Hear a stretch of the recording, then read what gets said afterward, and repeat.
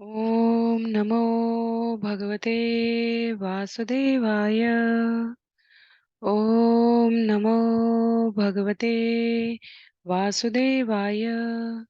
ॐ नमो भगवते वासुदेवाय।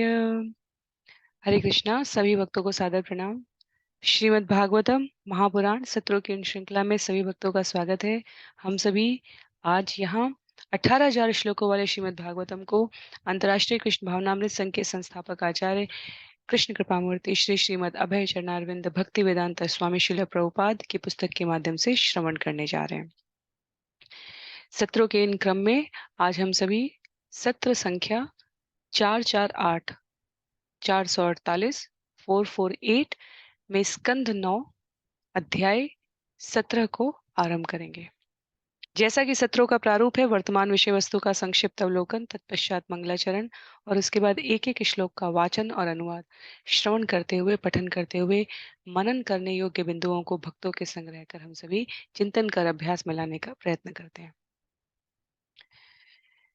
वर्तमान विषय वस्तु के संदर्भ की संक्षिप्त पुनरावृत्ति को यदि देखा जाए तो स्कंद 9 सूर्यवंश और चंद्रवंश के राजाओं की क्रमबद्ध तरीके से संक्षिप्त प्रस्तुति कर रहा है, जहां सुखदेव गोस्वामी द्वारा महाराज परीक्षित को प्रथम 13 अध्यायों में सूर्यवंश के बारे में और उसके पश्चात चंद्रवंश की वंश परंपरा में आए हुए प्रमुख राजाओं की कार्यविधि गतिविधियों के साथ साथ वंशावली को आगे बढ़ाते हुए विषय को प्रस्तुत किया गया है। पिछले दो अध्याय अध्याय 15 और 16 हम सभी ने परशुराम जी के बारे में श्रवण किए। उससे पूर्ववर्ती अध्यायों में हमने चंद्रवंश में सोम से आरंभ करते हुए बुद्ध और क्रमबद्ध तरीके से बढ़ते हुए पुरुरवा को पढ़ा। बीच में हमने परशुराम और विश्वामित्र के बारे में जानकारी प्राप्त की। अध्याय 17 जिसमें 17 श्लोक हैं, पुरुरवा के पुत्रों की वंशावली के नाम से यहाँ पर प्रस्तुत है। और इस अध्याय की समाप्ति के पश्चात स्कंद 9 से समग्र श्लोकों की संख्या 651 हो जाएगी। पूरे श्रीमद् भागवतम से अब तक के कुल श्लोकों की संख्या 7,903 हो जाएगी। तो आज के सत्र में हम सभी पुरुरवा के वंशावली से आरंभ करेंगे। यदि समय की उपलब्धता रहेगी तो हम सभी अध्याय 18 को भी आरंभ करने का प्रयत्न करेंगे, जिसका नाम है ययाति को यौवन की पुनः प्राप्ति। इसमें 51 श्लोक हैं। तो इसकी समाप्ति के पश्चात स्कंद 9 से समग्र श्लोकों की संख्या 702 हो जाएगी। तो जैसी समय की उपलब्धता रहेगी हम लोग उस क्रम में आगे बढ़ेंगे, क्योंकि पुरुरवा के पुत्रों की वंशावली में यदि मुझे सही से स्मरण है तो मुख्यतः वंशावली में नाम का क्रमबद्ध तरीके से प्रस्तुतिकरण किया गया है, जहां जो आगे के क्रम में वंश में आने वाले राजाएं हैं उनसे संबंधित कोई बहुत विशेष अतिरिक्त कथा नहीं है, अपितु नामावली प्रस्तुत है। तो आरंभ करते हैं मंगलाचरण से और उसके पश्चात हम लोग समय की उपलब्धता के अनुसार विषय को श्रवण करने का प्रयत्न करेंगे। नारायणं नमस्कृत्य नरं चैव नरोत्तमं देवीं सरस्वतीं व्यासं ततो जयमुदीरयेत्। शृण्वतां स्वकथा कृष्ण पुण्यश्रवणकीर्तन यद्यन्तस्थो यभद्राणि विदुनोति सुयत्स्यतां। नष्टप्रायेषु भद्रेषु नित्यं भागवत सेवया भगवत्युत्तमश्लोके भक्तिर्भवति नैष्टिकी। ॐ अज्ञानतिमिरान्धस्य ज्ञानाञ्जनशलाकया चक्षुरुन्मीलितं येन तस्मै श्रीगुरुवे नमः। मूकं करोति वाचालं पङ्गुं लङ्घयते गिरिं यत्कृपातमहं वन्दे परमानन्दमाधवं। वाञ्छाकल्पतरुभ्यश्च कृपा सिन्धुभ्यैव च पतितानां पावनेभ्यो वैष्णवेभ्यो नमो नमः। जय श्री कृष्ण चैतन्य प्रभु नित्यानंद श्री अद्वैत गदाधर श्रीवासादि गौर भक्तवृंद। हरे कृष्ण कृष्ण कृष्ण हरे हरे, हरे राम राम राम हरे हरे, हरे कृष्णा कृष्ण कृष्ण हरे हरे, हरे राम राम राम हरे हरे, हरे कृष्णा कृष्ण कृष्ण हरे हरे, हरे राम राम राम हरे हरे। हरे कृष्णा। पुनः सभी भक्तों को सादर प्रणाम। श्रीमद् भागवतम महापुराण सत्रों की श्रृंखला में आज सत्र 448 448 में सभी का स्वागत है। हम सभी स्कंद 9 अध्याय 17 चंद्रवंश के बारे में श्रवण करते हुए इस क्रम में पुरुरवा की वंशावली अध्याय 17 पुरुरवा की वंशावली को श्रवण करने जा रहे हैं। इस अध्याय में 17 श्लोक हैं और इस अध्याय की समाप्ति के पश्चात पूरे श्रीमद् भागवतम से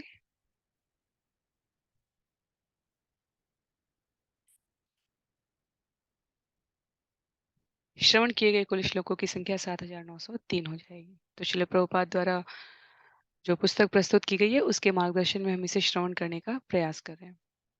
जिनके पास पुस्तक है मेरा अनुरोध है आप पुस्तक का प्रयोग करें। अन्य सभी की सुविधा के लिए मैं यहाँ स्क्रीन पर श्लोक भी प्रस्तुत करूंगी। स्कंद 9 अध्याय 17 श्लोक संख्या 1। श्री बादरायणी उवाच यः पुरुर्वशः पुत्र आयुस्तस्याभवन् सुता नहुषः शत्रवृद्धश्च रजिराभश्च वीर्यवान् अनेना इति राजेन्द्र शृणु शत्रवृद्धोन्वयम् शत्रवृद्धसुतस्यासन् सुहोत्रस्यात्मजास्त्रय काश्यकुशो घृतसंद इति कृत्समदाद्भूत शुनकः शौनको यस्य बृहवच्च प्रवरो मुनि। सुखदेव गोस्वामी ने कहा पुरुरवा से आयु नामक पुत्र हुआ जिससे नहुष छत्रवृद्ध रजी राब तथा अनीना नाम के अत्यंत शक्तिशाली पुत्र उत्पन्न हुए। हे महाराज परीक्षित अब शत्रवृद्ध के वंश के विषय में सुनो। शत्रवृद्ध का पुत्र सुहोत्र था जिसके 3 पुत्र हुए काश्य कुश तथा गृत्समद। गृत्समद से शुनक हुआ और शुनक से शौनक मुनि उत्पन्न हुए जो ऋग्वेद में सर्वाधिक पटु थे।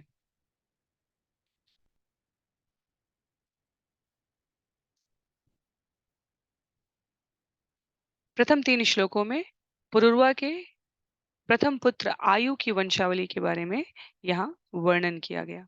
तो कैसे आयु से नहुष शत्रवृद्ध बढ़े आगे और शत्रवृद्ध के वंश के बारे में बताते हुए सुहोत्र काश्य कुश तथा गृत्समद करीब 7 पीढ़ियों का उल्लेख है यहाँ पर। आगे श्लोक संख्या 4 में बताते हुए कहते हैं काश्यश्च काशिस्तत्पुत्रो राष्ट्रो दीर्घतम पिता धन्वन्तरी दीर्घतमस् आयुर्वेद प्रवर्तक यज्ञ भुक्वा सुदेवांश स्मृत मात्रार्तिनाशनम। काश्य का पुत्र काशी था और उसका पुत्र राष्ट्र हुआ जो दीर्घतम का पिता था। दीर्घतम के धन्वंतरी नामक पुत्र उत्पन्न हुआ जो आयुर्वेद का जनक तथा समस्त यज्ञ फलों के भोक्ता भगवान वासुदेव का अवतार था। जो धन्वंतरी का नाम याद करता है उसके सारे रोग दूर हो सकते हैं। तो यहाँ पर भ्रम हो सकता है जैसे माता लक्ष्मी के लिए समुद्र मंथन की कथा के समय आया कि जब भगवान विष्णु वहां उपस्थित होते हैं तो माता लक्ष्मी के साथ हैं और पुनः समुद्र से भी माता लक्ष्मी उत्पन्न होती हैं और दोनों का विवाह संपन्न होता है। उसी प्रकार हमने श्रवण किया है कि धन्वंतरी समुद्र से मंथन के समय उत्पन्न हो रहे हैं और यहाँ हम श्रवण कर रहे हैं दीर्घतम के पुत्र के रूप में धन्वंतरी का जन्म होना। तो एक से अधिक रूप में एक ही समय पर भगवान के विस्तार या उनकी विभूतियों का अवतरण ये कोई अतिशयोक्ति नहीं है। शास्त्र में इसे आश्चर्य नहीं कहा जाता। ये दिव्य जन्म प्राप्त प्रतिनिधियों के लिए सामान्य प्रक्रिया है। धन्वंतरी जो यहाँ चंद्रवंश में दीर्घतम के पुत्र के रूप में प्रकट हो रहे हैं और जो समुद्र मंथन में धन्वंतरी प्रकट हो रहे हैं, ये भिन्न काल देश की घटना के क्रम में समझने की आवश्यकता नहीं है। माता लक्ष्मी के समय भी हमें अनुभूति इसलिए भ्रमित कर देने वाली होती है क्योंकि हम केवल एक ही प्रकार से जन्म लेने की प्रक्रिया जानते हैं, वो है माँ के गर्भ से। जबकि देवी देवताओं की अब तक की अनेकानेक घटनाओं में हमने श्रवण कर लिया है कि केवल मनुष्यों के लिए या उनसे निम्न योनि के जो प्राणी है उनके लिए इस प्रकार जननेंद्रियों से जन्म लेने की आवश्यकता है।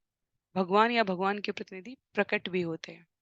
तो सामान्य प्रक्रिया में धन्वंतरी यहाँ पर दीर्घतम के पुत्र के रूप में कहे गए हैं और समुद्र मंथन के समय वो भगवान के जो शक्त्यावेश अवतार हमने स्कंद 1 अध्याय 3-4 में श्रवण किए थे, वहां पर उल्लिखित है। तो दोनों में कोई भिन्नता नहीं है। इस बारे में हमें कोई भ्रम नहीं होना चाहिए। श्लोक संख्या 5 में तत्पुत्र केतुमानस्य जज्ञे भीम रथ तत दिवो दासो द्युमान तस्मात् प्रतर्दन इति स्मृत। धन्वंतरी का पुत्र केतुमान हुआ और उसका पुत्र भीमरथ था। भीमरथ का पुत्र दिवोदास था और उसका पुत्र द्युमान हुआ जो प्रतर्दन भी कहलाता था। स एव शत्रुजित् त्वस ऋतध्वज इति ऋत तथा कुवलयाश्वेति प्रोक्तो लर्कादयस्तत। द्युमान शत्रुजित वत्स ऋतध्वज तथा कुवलयाश्व नामों से भी विख्यात था। उससे अलर्क तथा अन्य पुत्र उत्पन्न हुए। षष्टिं वर्षसहस्राणि षष्टिं वर्षशतानि च नाल न अलर्कात अपरो राजन् बुभुजे मेदिनीं युवा। षष्टिं वर्षसहस्राणि षष्टिं वर्षशतानि च न अलर्कात अपरो राजन् बुभुजे मेदिनीं युवा। हे राजा परीक्षित, द्युमान के पुत्र अलर्क ने पृथ्वी पर 66,000 वर्षों से भी अधिक समय तक राज्य किया। इस पृथ्वी पर उनके अतिरिक्त किसी अन्य ने युवक के रूप में इतने दीर्घ काल तक राज्य नहीं भोगा है। तो अलर्क के बारे में जो विशेष बात है वो यहाँ पर इस प्रकार उद्धृत की गई है। अलर्कात् संतति तस्मात् सुनीतो अथ निकेतन धर्मकेतु सुत तस्मात् सत्यकेतु अजायत। अलर्क से संतति नामक पुत्र उत्पन्न हुआ जिसका पुत्र सुनीत हुआ। सुनीत का पुत्र निकेतन था। निकेतन का पुत्र धर्मकेतु हुआ और धर्मकेतु का पुत्र सत्यकेतु था। तो ये सारे नाम हमें स्मरण नहीं रहने वाले हैं। पुनः मैं इस पंक्ति को स्पष्ट करना चाहती हूँ कि ये वंशावली हमें सिर्फ इतना स्मरण कराने के लिए है कि यदि हमें राजाओं की वंशावली देखनी है तो वो स्कंद 9 में उपलब्ध है। सूर्यवंश और चंद्रवंश के राजाओं की इनमें से कुछ घटनाएं पहले भी बताई जा चुकी है और कुछ घटनाएं आगे भी आती रहेंगी। सबके नाम स्मरण करने की आवश्यकता नहीं है, यहाँ श्रवण पर्याप्त है। श्लोक संख्या 9 में दृष्टकेतु तत तस्मात् सुकुमार क्षितीश्वर वीतिहोत्रस्य भर्गत भार्गभूमि अभूत नृप। हे राजा परीक्षित, सत्यकेतु का पुत्र धृष्टकेतु हुआ और धृष्टकेतु का पुत्र सुकुमार हुआ जो पूरे विश्व का सम्राट था। सुकुमार का पुत्र वीतिहोत्र हुआ जिसका पुत्र भर्ग था और भर्ग का पुत्र भार्गभूमि हुआ। इति मे काशयो भूपा शत्रवृद्धान्वयायिना राभस्य रभसः पुत्रो गंभीरश्चाक्रियस्तत। हे महाराज परीक्षित, ये सारे राजा काशी के वंशज थे और इन्हें छत्रवृद्ध के उत्तराधिकारी भी कहा जा सकता है। राभ का पुत्र रभस हुआ, रभस का पुत्र गंभीर और गंभीर का पुत्र अक्रिय कहलाया।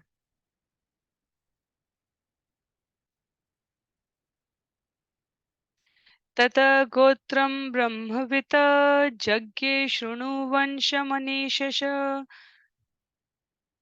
शुधस्तस्त शुचिस्तस्मात् चित्रकृत धर्म सारथी। हे राजा, अक्रिय का पुत्र ब्रह्मविद कहलाया। अब अनीना के वंशजों के विषय में सुनो। अनीना का पुत्र शुद्ध था और उसका पुत्र शुचि था। शुचि का पुत्र धर्म सारथी था, जो चित्रकृत भी कहलाता था। ततः शान्तरजो यज्ञे कृतकृत्य स आत्मवान् पञ्चे क्षमा कीजिए रजे पञ्चशतान्यासन् पुत्राणाममितोजसाम्। ततः शान्तरजो यज्ञे कृतकृत्य स आत्मवान् रजे पञ्चशतान्यासन् पुत्राणाममितोजसाम्। चित्रकृत के शांतरज नामक पुत्र उत्पन्न हुआ, जो स्वरूप सिद्ध व्यक्ति था, जिसने समस्त वैदिक कर्मकांड संपन्न किए। फलतः उसने कोई संतान उत्पन्न नहीं की। रजी के 500 पुत्र हुए, जो सारे के सारे अत्यंत शक्तिशाली थे। देवे अभ्यर्थित दैत्यान् हत्वा इन्द्राय ददातिवम्। इन्द्र तस्मै पुनः दत्त्वा गृहीत्वा चरणो रजे आत्मानम् अपर्यामास प्रह्लादाद्य अशंकित। देवताओं की प्रार्थना पर रजी ने दैत्यों का वध किया और स्वर्ग का राज्य इंद्रदेव को लौटा दिया। किंतु इंद्र ने प्रहलाद जैसे दैत्यों के डर से स्वर्ग का राज्य रजी को लौटा दिया और स्वयं उसके चरण कमलों की शरण ग्रहण कर ली। पितरी उपरते पुत्रा याचमानाय नो ददु त्रिविष्टपं महेन्द्राय यज्ञ भागान समान ददु। रजी की मृत्यु के बाद इंद्र ने रजी के पुत्रों से स्वर्ग का राज्य लौटाने के लिए याचना की, किंतु उन्होंने नहीं लौटाया। यद्यपि वे इंद्र का यज्ञ भाग लौटाने के लिए राजी हो गए। तो इस समय काल की इस घटना में ये भी उल्लेख है कि किस प्रकार मनुष्यों के संरक्षण में देवताओं ने शासन किया, और इसलिए जब देवी देवताओं की उपासना को भौतिक जगत से संबद्ध प्रक्रिया कही जाती है, आध्यात्मिक अनुभूति के लिए उत्कृष्ट कृत्य नहीं कहा जाता देवी देवताओं की पूजा और उपासना को। उसका एकमात्र उद्देश्य देवी देवताओं के वर्चस्व को, उनकी प्रामाणिकता को चुनौती देना नहीं होता, अपितु ये स्पष्ट करना होता है कि देवी देवता भी भौतिक जगत के ऊपरी लोक के निवासी हैं, जो भगवान के प्रतिनिधि हैं और इस धराधाम के शासन को ब्रह्मा जी की अध्यक्षता में संचालित करते हैं। ब्रह्मा जी को जो निर्देश प्राप्त हैं वो सीधे भगवान से प्राप्त हैं। इसलिए स्वर्गवासी होना, स्वर्ग में निवास करने के लिए इस जन्म के पश्चात कृत्यों को करना, ये अतिशय बड़भागी कृत्य नहीं कहा गया है। भक्त और साधक के रूप में हमारा प्रयास पाप और पुण्य से परे भगवत शरणागति, जहाँ से जीव को पुनः केवल मनुष्य ही नहीं अपितु न पशु योनि, पक्षी योनि, देव योनि में भी जाने की आवश्यकता ना पड़े, अपितु सीधे भगवान के श्री चरणों में नित्य मुक्त जीव के रूप में वास करने का अवसर प्राप्त हो। तो जब जब हम ये देवताओं की और मनुष्यों की अ, घटनाओं को श्रवण करते हैं, ये स्पष्ट करता है कि मनुष्य अपने पराक्रम से, अपनी महत्वाकांक्षा से, अपने संयम और अनुशासन से देवताओं के संग संपर्क स्वाभाविक तरीके से स्थापित कर सकता था। इसीलिए कई बार जब हम श्रीमद् भागवतम के भी विभिन्न संस्करणों को, श्रीमद् भगवत गीता के विभिन्न संस्करणों को श्रवण करते हैं और उन्हें श्रील प्रभुपाद की पुस्तकों से भिन्न पाते हैं, क्योंकि वहां देवताओं को भ्रमवश अपूर्ण जानकारी के, गुरु शिष्य परंपरा के अभाव में भगवत समकक्ष कह दिया जाता है। तो वो सत्य नहीं है, वो वास्तव में मिथ्या है और एक प्रकार से वो भगवान की शिक्षाओं के साथ कदापि मेल नहीं खाता। तो औचित्य यदि हमें समझना है, जब हम अपनी सामान्य साधारण बुद्धि से भी देखें तो मनुष्य देवताओं के द्वापर युग तक हमने श्रवण किया है कि अर्जुन और इंद्र या भीम और वायुदेव, इस प्रकार से संपर्क स्वाभाविक रूप से स्थापित था। तो अपने धर्म के आचरण के बल पर मनुष्य देवताओं के संग स्वाभाविक रूप से संपर्क स्थापित कर सकते थे। देवता स्वयं अपनी रक्षा के लिए और कई बार दैव योगात भगवान की लीला के अधीन अनेक ऐसी गतिविधियां करते हैं जिसमें उनके और मनुष्यों के बीच संबंधों की पुष्टि होती है। तो यहाँ पर भी जब हम श्रवण कर रहे हैं, इंद्र द्वारा रजी को शासन दे दिया गया और रजी की मृत्यु के बाद जब उनके पुत्रों से शासन वापस मांगा गया है तो उन्होंने उसे नहीं लौटाया, क्योंकि उनके अनुसार ये उन्हें पिता से उत्तराधिकार में प्राप्त हुआ। तो ना तो देवता इंद्र गलत है और ना ही रजी के पुत्र गलत हैं। और इस प्रकार जिस प्रकार का कलह क्लेश वैमनस्य हम मनुष्य अ, योनि में संबंधियों के मध्य देख सकते हैं, वैसा ही यहाँ पर देवताओं के मध्य भी प्रस्तुत है। तो उद्देश्य मेरा यहाँ ये स्पष्ट करने का था सरलतम शब्दों में, कि जब भी ये कहा जाता है कि देवी देवताओं की पूजा या उपासना करना भक्ति का सर्वोच्च क्रम नहीं है, सर्वोच्च स्थान नहीं है, तब उसका उद्देश्य उनकी स्थिति पर, उनकी अ, जो अभिव्यक्ति है, जो पद के लिए उनकी अर्जित योग्यता है, उस पर संशय करना, उस पर प्रश्न चिन्ह लगाना नहीं है, अपितु ये स्पष्ट करना है कि देवी-देवता भी भगवान के निर्देशन में कार्य करते हैं और देवी-देवता और भगवान में अंतर है। तो इसमें किसी को कोई दुविधा नहीं होनी चाहिए। यदि फिर भी कोई दुविधा हो, तो असहमति हो, तो आप स्पष्ट कर सकते हैं। श्लोक संख्या 15 में गुरुणा हूयमानो बलभित्तनयान् रजे अवधीतभ्रंशितान् मार्गात् न कश्चित् अवशेषित। तत्पश्चात देवताओं के गुरु बृहस्पति ने अग्नि में आहुति डाली, जिससे रजि के पुत्र नैतिक सिद्धांतों से नीचे गिर सके। जब वे गिर गए तो इंद्र ने उनके पतन के कारण उन्हें सरलता से मार डाला, उनमें से एक भी नहीं बच पाया। तो पुनः हम यहाँ पर देखते हैं कि भौतिक जगत का कोई भी लोक प्रकृति के 3 गुणों से अछूता नहीं है। देवी देवताओं को यदि रजी के पुत्रों से शासन वापस प्राप्त करना हुआ तो उन्होंने उनके तपोबल से उन्होंने उनके धर्म के स्तर को निम्न किया और तत्पश्चात वो सरलता से उनका वध कर सके। तो इस प्रकार का द्वंद्व भक्त के जीवन में नहीं होता, इसलिए देवी देवता भी अपने पुण्य समाप्त होने के क्रम में स्वयं को प्राप्त स्वतंत्र इच्छा शक्ति से ऐसे कुल में जन्म लेना चाहते हैं धरती पर जो वैष्णव परिवार हो। ये बहुत समझने वाली बात है। जब हमारे बड़े बड़े विद्वत जन साधक भगवान से प्रार्थना करते हैं कि यदि हमें जन्म भी लेना हो तो हम कहाँ लें, वो देवी देवता और बिल स्वर्ग के ऐश्वर्य की बात नहीं करते हैं, अभी तो वो बात करते हैं जहाँ भगवान का स्मरण होता हो, ऐसे परिवार में जन्म लें। उद्देश्य क्या है? उद्देश्य एक ही है, भगवत स्मृति रह सके। तो मनुष्य के पास भी स्वतंत्र इच्छा शक्ति है, देवी देवता उच्चतर जीव हैं, उनके पास भी स्वतंत्र इच्छा शक्ति है और वो भी क्या चाहते हैं? वो भी भक्त समागम, भक्तों का संग करना चाहते हैं। तो गुरु शिष्य परंपरा का ये प्रामाणिक लाभ है। मनुष्य योनि के रूप में शरीर प्राप्त करने के पश्चात भी यदि हम अपने आप को समस्त इंद्रियों के द्वारा भगवान के श्री चरणों में समर्पित करने के योग्य नहीं बनाते हैं, तो वास्तव में इस मनुष्य जन्म का हम सर्वोच्च लाभ नहीं उठा पा रहे हैं। आगे कहते हैं श्लोक संख्या 16 में कुशात प्रतिशात्र वृद्धात् संजय तत्सुतो जय ततः कृत कृतस्यापि यज्ञे हर्य बलो नृप। शत्रवृद्ध के पौत्र कुश से प्रति नामक पुत्र उत्पन्न हुआ। प्रति का पुत्र संजय, संजय का पुत्र जय, जय का पुत्र कृत और कृत का पुत्र राजा हर्यबल हुआ।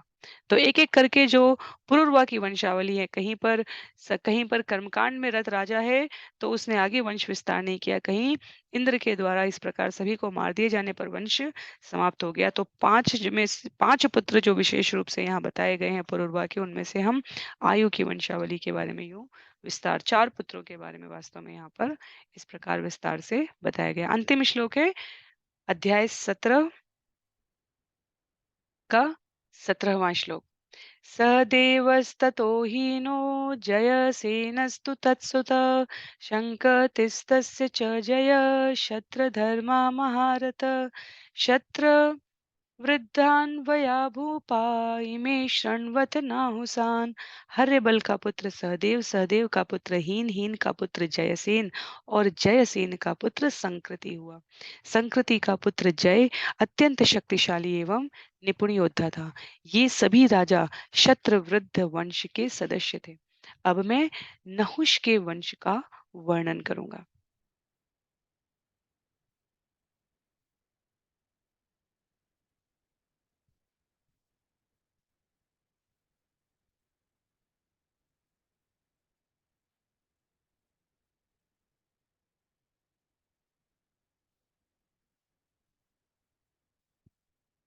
हरे कृष्णा।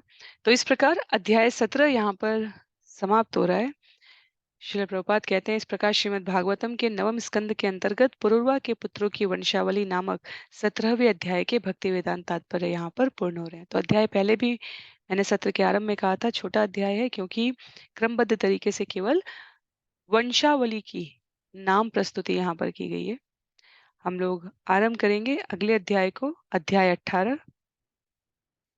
अध्याय 18 में ययाति, जो चंद्रवंश के प्रसिद्धतम राजाओं में एक हुए हैं, उनके बारे में उल्लेख है। और यदि श्लोकों की संख्या के क्रम में देखें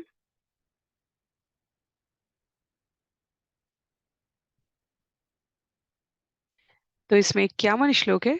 समय की उपलब्धता के अनुसार हम सभी वाचन करने का प्रयास करेंगे। स्कंद 9 अध्याय 18 श्लोक संख्या 1। तो जहां तात्पर्य की आवश्यकता रहेगी वहां हम लोग तात्पर्य का आश्रय लेंगे, अन्यथा जहां कथा रूप में विषय को प्रस्तुत किया गया है वहां हम इसी क्रम में आगे बढ़ते रहेंगे।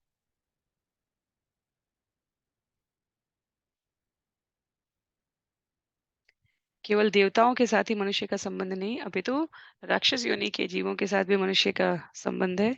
यहाँ ययाति की कथा में हमें वो श्रवण करने का अवसर प्राप्त होगा। स्कंद 9 अध्याय 18 श्लोक संख्या 1।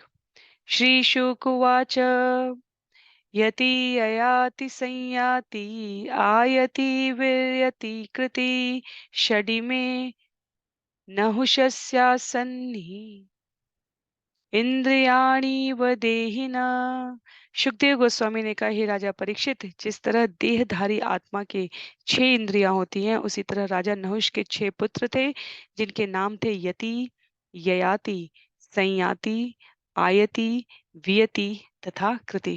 तो श्रवण करने में भी, स्मरण करने में भी आसानी रहेगी। इसलिए हम देखते हैं कि जहाँ एक जैसे नाम है वहाँ वो किसी लयबद्ध तरीके से ही प्रस्तुत होते हैं। यति, ययाति, संयति इस प्रकार उपलब्ध है।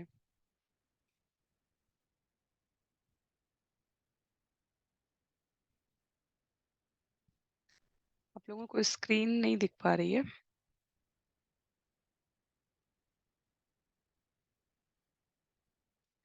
आगे श्लोक संख्या 2 में कहते हैं, राज्यम नैक्षतयति पित्रा दत्तम तत्परिणाम वेद यत्र प्रविष्टः पुरुष आत्मानं नावबुध्यते।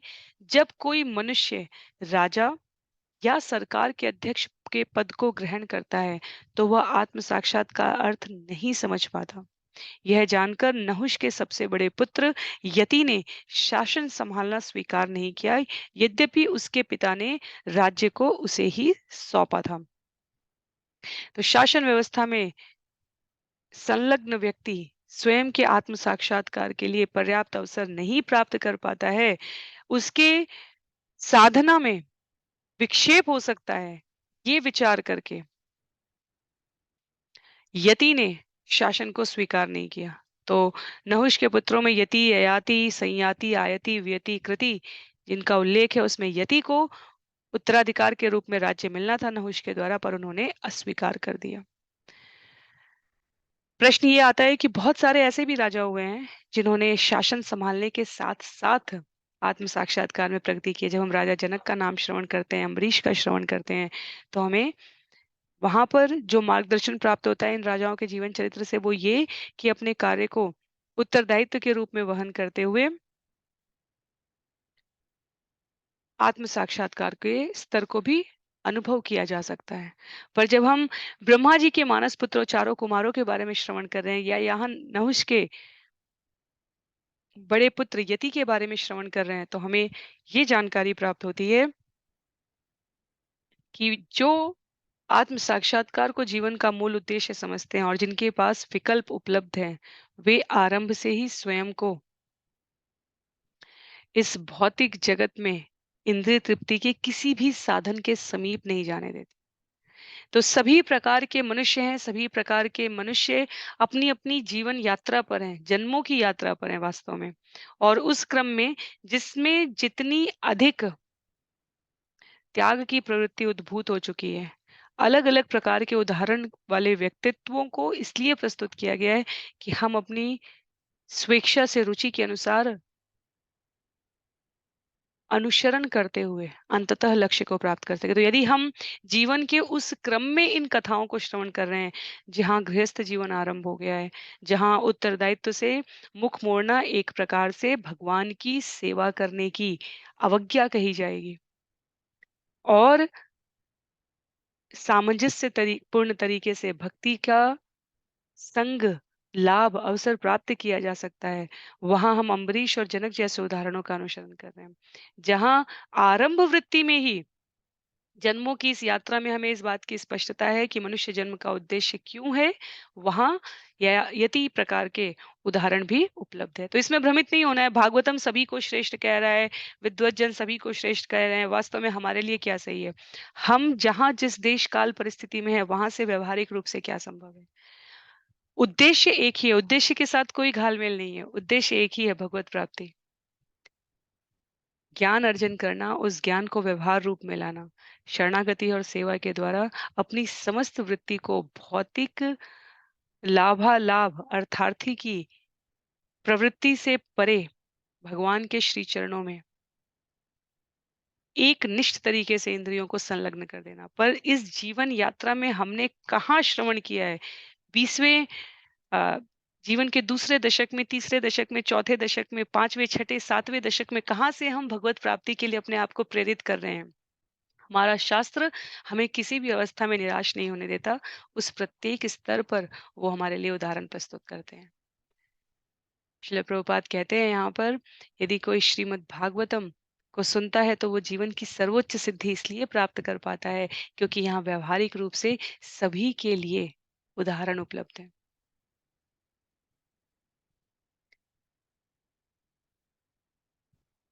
श्रीमद् भागवतम स्कंद 10 अध्याय 14 श्लोक संख्या 3 का उदाहरण स्वरूप उल्लेख करते हुए यहाँ पर तात्पर्य में कहते हैं श्रील प्रभुपाद, महाराज परीक्षित तो राजनीति में लिप्त थे, किंतु चूंकि अपने जीवन के अंत काल में उन्होंने सुखदेव गोस्वामी से श्रीमद् भागवतम सुनी, तो भी उन्हें सरलता से सिद्धि मिल गई। और क्या कहते हैं, स्थाने स्थिता श्रुति गताम तनुवांग मनोभिः ये प्रायशो अजित जितो अपि यसी तैत्रिलोक्ययाम। कोई चाहे सतोगुणी हो, चाहे रजोगुणी हो अथवा तमोगुणी, यदि वह नियम पूर्वक किसी स्वरूप सिद्ध व्यक्ति से श्रीमद् भागवतम श्रवण करता है, सुनता है, तो वह भवबंधन से छूट जाता है। तो जीवन के किस क्रम में हमने भगवत आश्रय लिया है, ये उतनी महत्व की बात नहीं है। भगवत आश्रय की महत्ता सुनने के पश्चात हम कितनी नियमितता से और तत्परता से इस आश्रय को स्वीकार करके व्यवहार करते हैं, वो हमारी प्रगति का मानक मापदंड निर्धारित करता है। श्रवण करने के लिए तो दुर्योधन और धृतराष्ट्र और शिशुपाल ने भी श्रवण किया, शिशुपाल ने तो जन्म से ही श्रवण किया, पर उस अवसर का लाभ उठाने में चूक जाने से भगवान और शिशुपाल का संबंध भगवान और अर्जुन जैसे संबंध के रूप में नहीं बताया जाता। वो भी चचेरे भाई थे, चचेरे ममेरे जैसे भी कहना चाहें हम। एक तरफ चचेरा भाई है, एक तरफ ममेरा भाई है, पर कहने के लिए दोनों संबंधी थे।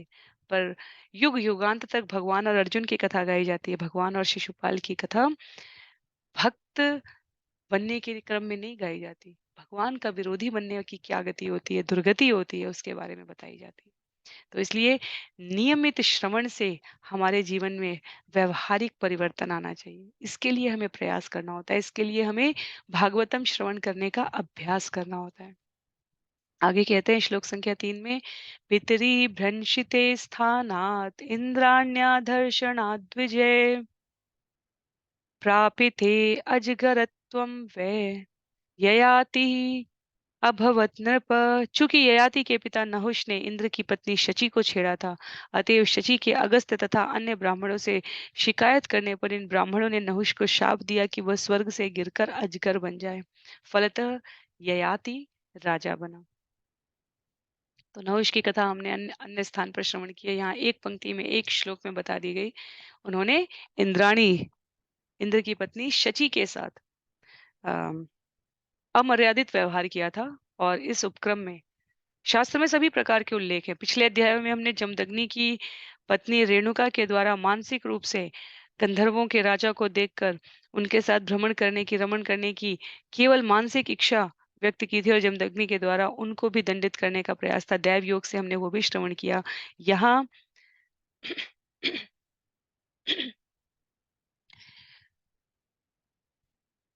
नहुष के द्वारा इंद्र की पत्नी के साथ अमर्यादित व्यवहार होता है, तो अगस्त्य और अन्य ब्राह्मणों ने नहुष को भी श्राप दिया कि वो अजगर की योनि में चले जाए।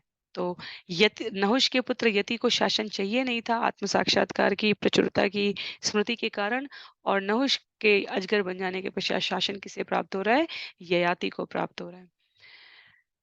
आगे क्योंकि यति, ययाति और उसके बाद 4 और पुत्र हैं नहुष के, तो श्लोक संख्या 4 में बता रहे हैं, चतश्रिषु आदिशत्तिक्षु भ्रातॄन् भ्राता यवीयस कृतद्वारो जुगो पूर्वीं काव्यस्य वृषपर्वण। राजा ययाति के 4 छोटे भाई थे, जिन्हें उसने चारों दिशाओं में शासन चलाने की अनुमति दे दी थी। ययाति ने शुक्राचार्य की बेटी देवयानी से एवं वृषपर्वा की पुत्री शर्मिष्ठा से विवाह किया, और वह सारी पृथ्वी पर शासन करने लगा।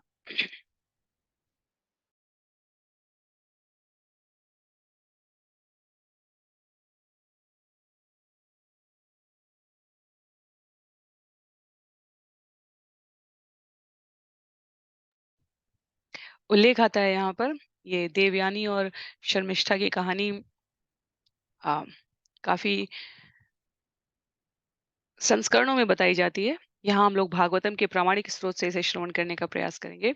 तो शुक्राचार्य की पुत्री देवयानी है, और राजा विश्वप्रभा की पुत्री को शर्मिष्ठा कहा गया है। यहाँ पर महाराज परीक्षित द्वारा जिज्ञासा प्रस्तुत की जाएगी इस कथा को श्रवण करने की, कि किस प्रकार ययाति ने शुक्राचार्य की पुत्री से विवाह किया।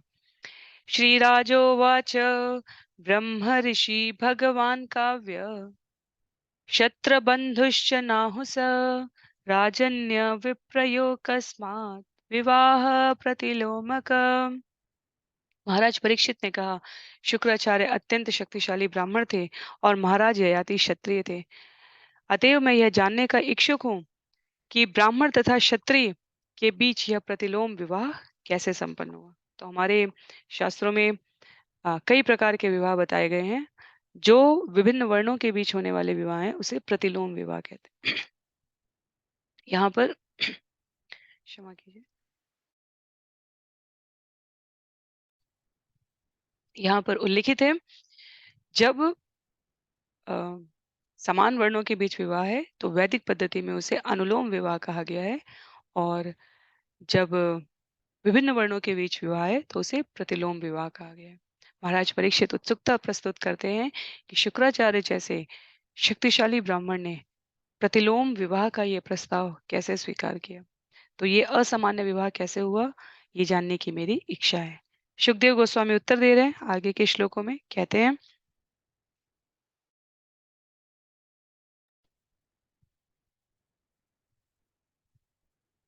श्रीशुकुवाच एकदा दानवेन्द्रस्य शर्मिष्ठा नाम कन्यका सखी सहस्रसंयुक्ता गुरुपुत्र्या च भामिनी देवयान्या पुरोद्याने पुष्पितद्रुमसङ्कुले व्यचरत कलगीताली नलिनी पुलिने अबला। सुखदेव गोस्वामी ने कहा, एक बार वृषपर्वा की पुत्री शर्मिष्ठा, जो अबोध किंतु स्वभाव से क्रोधी थी, शुक्राचार्य की पुत्री देवयानी तथा उसकी सैकड़ों सखियों के साथ राजमहल के बगीचे में घूम रही थी। यह बगीचा कमलनियों तथा फल फूलों के वृक्षों से पूर्ण था और उसमें मधुर गीत गाते भक्षी पक्षी तथा भौरे निवास कर रहे थे। श्लोक संख्या 8 में ताजलाशयम् आसाद्य कन्या कमललोचना तीरे न्यस्य दुकूलानि विजयू सिंचितिर्मिथ। जब तरुणी कमल नयनी लड़कियां जलाशय के तीर पर आई तो उन्होंने स्नान का आनंद लेना चाहा। फलतः किनारे पर अपने वस्त्र रखकर वे एक दूसरे पर जल उछालकर जल क्रीड़ा करने लगी। तो वृषपर्वा की पुत्री शर्मिष्ठा और शुक्राचार्य की पुत्री देवयानी ये सखियां थी। शर्मिष्ठा देवयानी के साथ साथ अन्य सखियों के साथ इस प्रकार क्रीड़ा में आनंद लेते हुए विहार कर रहे थे। श्लोक संख्या 9 में वीक्ष्य व्रजंतम गिरिशम स देव्या वृषस्थितम सहसोत्तीर्य वासांसी पर्यधूवृणीता स्त्रिय। जल क्रीड़ा करते हुए लड़कियों ने सहसा शिवजी को ऊपर से जाते देखा, जो अपने बैल की पीठ पर अपनी पत्नी पार्वती समेत आसीन थे। नग्न होने के कारण लज्जित वे लड़कियां तुरंत जल से बाहर निकल आई और उन्होंने अपने वस्त्रों से अपने अपने शरीर ढक लिए।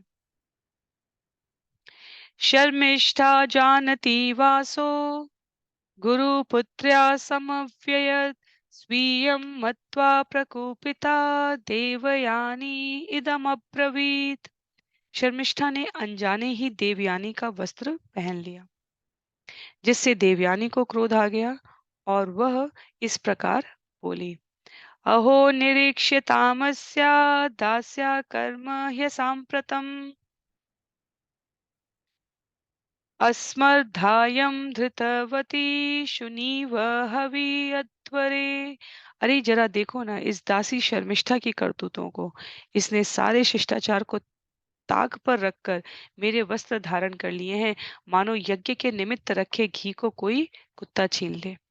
तो एक का क्रोधी स्वभाव है, दूसरे के व्यवहार को उसके द्वारा संयमित तरीके से न समझ पाने के कारण सखियां होते हुए भी उनके बीच में इस प्रकार का संवाद हुआ। एक के द्वारा दूसरे के वस्त्र पहन लिए गए और इससे क्रोधयुक्त होकर उन्होंने असम्मानजनक भाषा का प्रयोग किया है यहाँ पे।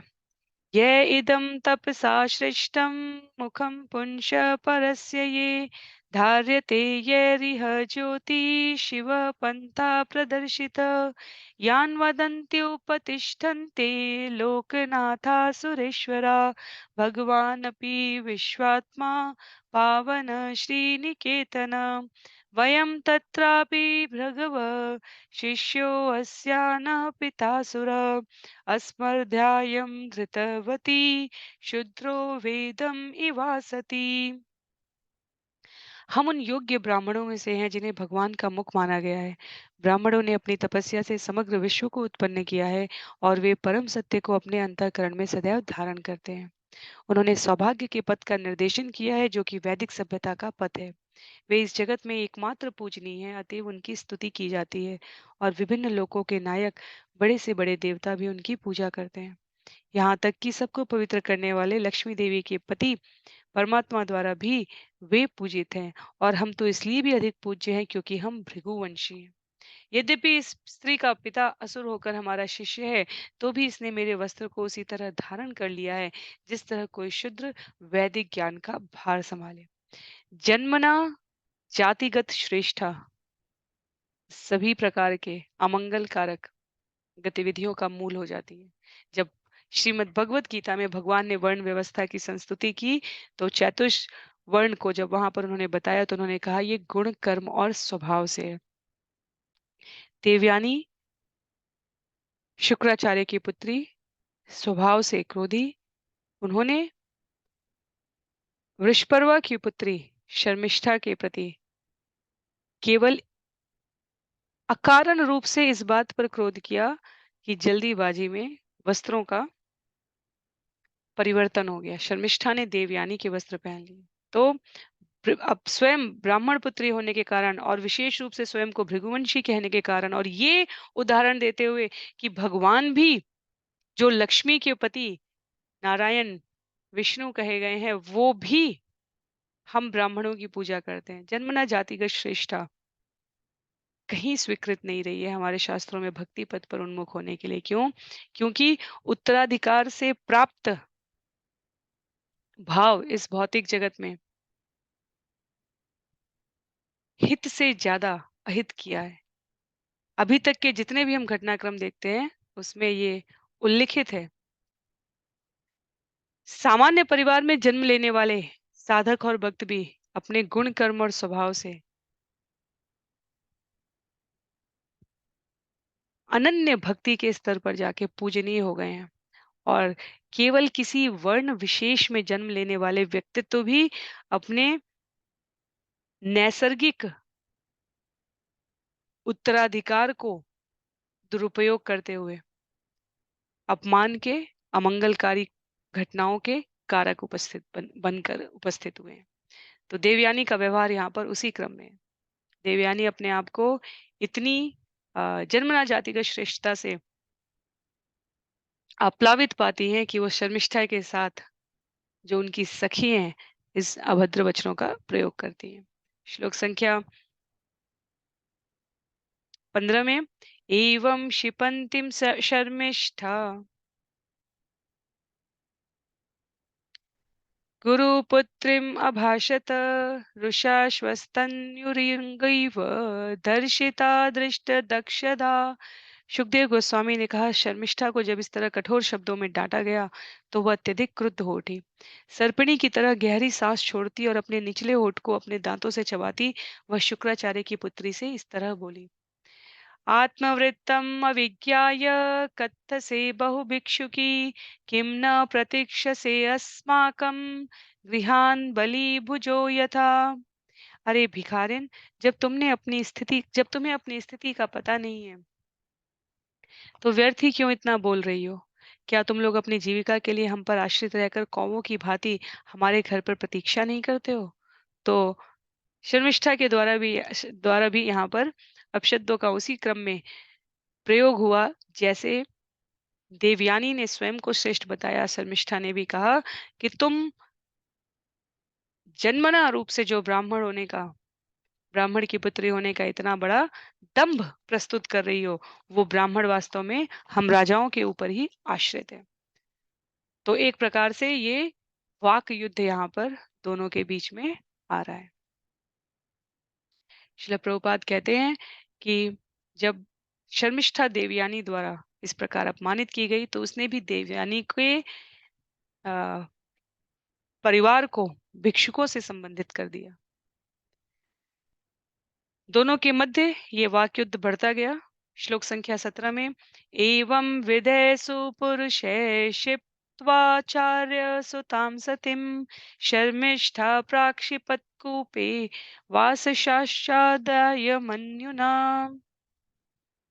ऐसे अप्रिय वचनों का उपयोग करते हुए शर्मिष्ठा ने शुक्राचार्य की पुत्री देवयानी को फटकारा। उसने क्रोध में आकर देवयानी के वस्त्र छीन लिए और उसे एक कुएं में ढकेल दिया। तस्यां गतायां स्वगृहं ययाति मृगयां चरन् प्राप्तो यदक्षया कूपे जलार्थी तां ददर्शः। देवयानी को कुएं में ढकेल कर शर्मिष्ठा अपने घर चली गई। तभी शिकार के लिए निकला राजा ययाति उस कुएं पर पानी पीने के लिए आया और संयोगवश देवयानी को देखा। तो जितनी रोचक कथा की जा सकती है उतनी रोचक कथा यहाँ पर दैवयोग से प्रस्तुत हुई। तो हमें स्मरण रखना है शर्मिष्ठा वृषपर्वा की पुत्री है, देवयानी शुक्राचार्य की पुत्री है। जल्दीबाजी में शर्मिष्ठा द्वारा देवयानी के वस्त्र ले लिए गए थे। देवयानी के द्वारा अप्रिय वचन कहने पर शर्मिष्ठा ने भी उसको वापस अप्रिय वचन कहे, उसके वस्त्र छीन लिए और उसे कुएं में ढकेल दिया। तो देवयानी शुक्राचार्य की पुत्री वो कुएं में है जिनसे दैव योगात शिकार के लिए निकले राजा ययाति यहाँ पर श्लोक संख्या 17 में क्षमा कीजिए 19 में मिलने जा रहे हैं। दत्वा स्वम उत्तरम वास तस्य राजा विवाससे गृहीत्वा पाणिना पाणिम उज्जहार दयापर। देवयानी को कुएं में नग्न देखकर राजा ययाति ने तुरंत ही अपना ऊपरी वस्त्र उसे दे दिया। उस पर अत्यंत दयालु होकर उसने अपने हाथ से उसका हाथ पकड़कर उसे बाहर निकाला। तं वीरमाह औशनसी प्रेम निर्भरया गिरा राजन् त्वया गृहीतो मे पाणि परपुरञ्जय हस्तग्राहो अपरो मा भूत् गृहीतायास्त्वया हि मे एष ईशकृतो वीर संबंधो न पौरुष। देवयानी प्रेमासिक्त शब्दों में राजा ययाति से बोली, हे परमवीर, हे राजा, हे शत्रुओं के नगरों के विजेता, आपने मेरा हाथ थामकर मुझे अपनी विवाहिता पत्नी के रूप में स्वीकार किया है। अब मुझे कोई दूसरा छूने नहीं पाए, क्योंकि हमारा यह पति पत्नी का संबंध भाग्य द्वारा संभव हो सका है, किसी व्यक्ति द्वारा नहीं। तो देवयानी द्वारा यहाँ पर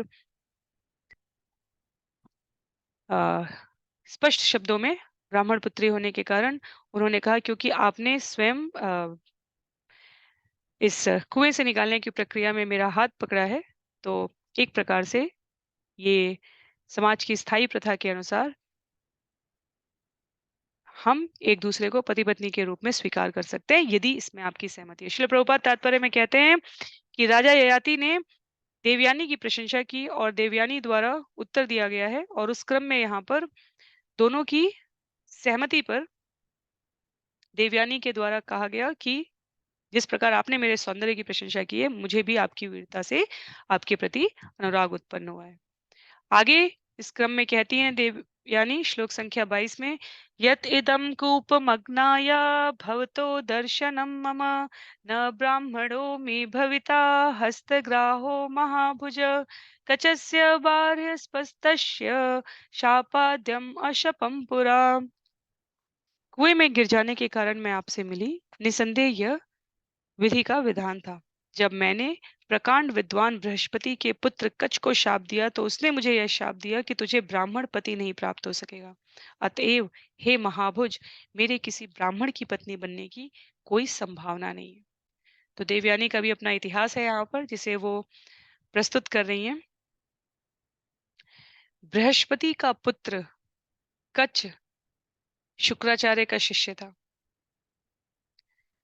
श्रील प्रभुपाद तात्पर्य में इस कथा को बताते हैं। ये कथा भी अन्य स्थानों पर भी व्यक्त है, और अम, अनेकों प्रकार के, आई थिंक कई प्रकार के टीवी सीरियल धारावाहिकों में इसे अलग अलग तरीके से प्रस्तुत किया गया है। हम जो श्रवण कर रहे हैं वो भागवतम है।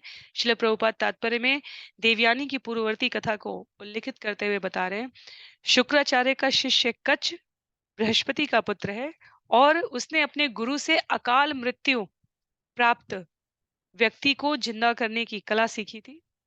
ये मृत संजीवनी कला कहलाती है।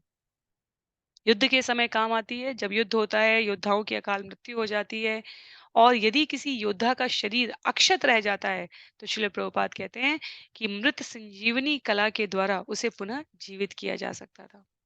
तो ये कला शुक्राचार्य और अन्य बहुत से लोगों को ज्ञात थी। बृहस्पति के पुत्र कच्छ ने इसे सीखने के लिए शुक्राचार्य का शिष्यत्व ग्रहण किया था। देवयानी कच्छ को अपना पति बनाना चाहती थी, किंतु कच्छ शुक्राचार्य के प्रति सम्मान के कारण उसे गुरु पत्नी क्षमा कीजिए गुरु पुत्री समझकर अपने से श्रेष्ठ समझता था, और इसलिए उसने विवाह करने से मना कर दिया था। तो कच्छ ने शुक्राचार्य की पुत्री को के विवाह प्रस्ताव को अस्वीकार किया था, और देवयानी ने, वहां देवयानी के क्रोध के बारे में उल्लिखित है, देवयानी ने क्रुद्ध होकर श्राप दिया था कि जो तुमने सीखा है वो व्यर्थ हो जाए। कच्छ को ये अत्यंत अप्रिय लगा, और उसने भी उसे श्राप दिया कि तुम्हें कभी ब्राह्मण पति नहीं प्राप्त होगा। तो यहाँ देवयानी दैव योगात ययाति से इस प्रकार मिलती हैं और उनसे प्रार्थना करती हैं कि वे उन्हें प्रामाणिक पत्नी के रूप में स्वीकार कर लें। इसलिए इसे प्रतिलोम विवाह कहा गया है, क्योंकि वर्ण व्यवस्था में ब्राह्मण की पुत्री ने क्षत्रिय के साथ विवाह किया है। श्री प्रभुपाद कहते हैं ये दैव योग की घटनाएं अनेक प्रकार के मानवीय गुणों की पुष्टि कर रही हैं। श्लोक संख्या 23 में, ययाति अनभिप्रेतम दैव उपहतम आत्मन मन तु तद्गतम बुद्ध्वा प्रतिजग्राह तत्वच। सुखदेव गोस्वामी ने आगे कहा, चूंकि शास्त्रों द्वारा ऐसे विवाह की अनुमति नहीं है, अतएव राजा ययाति को यह अच्छा नहीं लगा, किंतु विधाता द्वारा व्यवस्थित होने तथा देवयानी के सौंदर्य के प्रति आकृष्ट होने से उसने यह उसकी इस प्रार्थना को स्वीकार कर लिया। तो ययाति ने इसे देवयानी के द्वारा कथा के रूप में इस क्रम में प्रस्तुत किए जाने के पश्चात स्वीकार कर लिया। तत्पश्चात श्लोक संख्या 24 में घटनाक्रम आगे बढ़ता है। गते राजनी साधीरे तत्र स्म रुदति तुम न्यवेद यत्तत् सर्वमुक्तं शर्मिष्ठया कृतम्। गते राजनी साधीरे तत्र स्म रुदति पितु न्यवेद यत् तत्सर्वम् उक्तं शर्मिष्ठया कृतम्। तत्पश्चात जब विद्वान राजा अपने महल को वापस चला गया तो देवयानी रोती हुई घर लौटी और उसने अपने पिता शुक्राचार्य को शर्मिष्ठा के कारण घटी सारी घटना कह सुनाई। उसने बतलाया कि वह किस तरह कुएं में ढकेली गई थी, किंतु एक राजा द्वारा बचा ली गई। दुर्मना भगवान काव्य पौरोहित्यं विगर्हयन् स्तुवन् वृत्तिं च कापोतिं दुहित्रा स ययौ पुरात्। जब शुक्राचार्य ने देवयानी के साथ घटी घटना सुनी तो वे मन में अत्यंत दुखी हुए। पुरोहिती वृत्ति को धिक्कारते एवं उक्ष वृत्ति की प्रशंसा करते हुए उन्होंने पुत्री सहित अपना घर छोड़ दिया। तो देवयानी ने शर्मिष्ठा के शब्दों को उल्लिखित कहा, जहां उन्हें ब्राह्मण की पुत्री होने के कारण भिक्षुक कौवे के तरह फेंके गए अन्न पर वृत्ति अपनी जीविका वहन करने का जो अपशब्द शर्मिष्ठा के द्वारा प्रयोग किया गया था, वो शुक्राचार्य ने अत्यंत भावुक हृदय से अपने अ, अंतःस्थ में स्वीकार किया और पुत्री को इस प्रकार अपमानित होना पड़ा, ये श्रवण करके उन्होंने खेत से अन्न बीनने उक्ष वृत्ति की प्रशंसा की है। और उन्होंने शर्मिष्ठा के पिता वृषपर्वा के राज्य में इस प्रकार उनके निर्देशक के रूप में कार्य करने को अस्वीकार करते हुए वहां से प्रयाण किया। श्रील प्रभुपाद कहते हैं, शुक्राचार्य मन से इस वृत्ति को पसंद नहीं करते थे। उन्हें ये श्रवण करने के पश्चात कि वृषपर्वा की पुत्री शर्मिष्ठा ने उन्हें उनके शिष्य के यहाँ भिक्षा मांगने जैसी वृत्ति में संलग्न होने के लिए कहा है, उन्होंने अपने आप को इससे अलग करने का निर्णय लिया। तो आगे की कथा को हम लोग अगले सत्र में श्रवण करने का प्रयास करेंगे, श्लोक संख्या 26 से। आज के लिए सत्र को यहीं पर समाप्त करते हैं। किसी भी प्रकार की टिप्पणी के लिए, सहमति के लिए आप अपने विचारों को जहां भी जुड़े हैं वहां प्रेषित कर सकते हैं।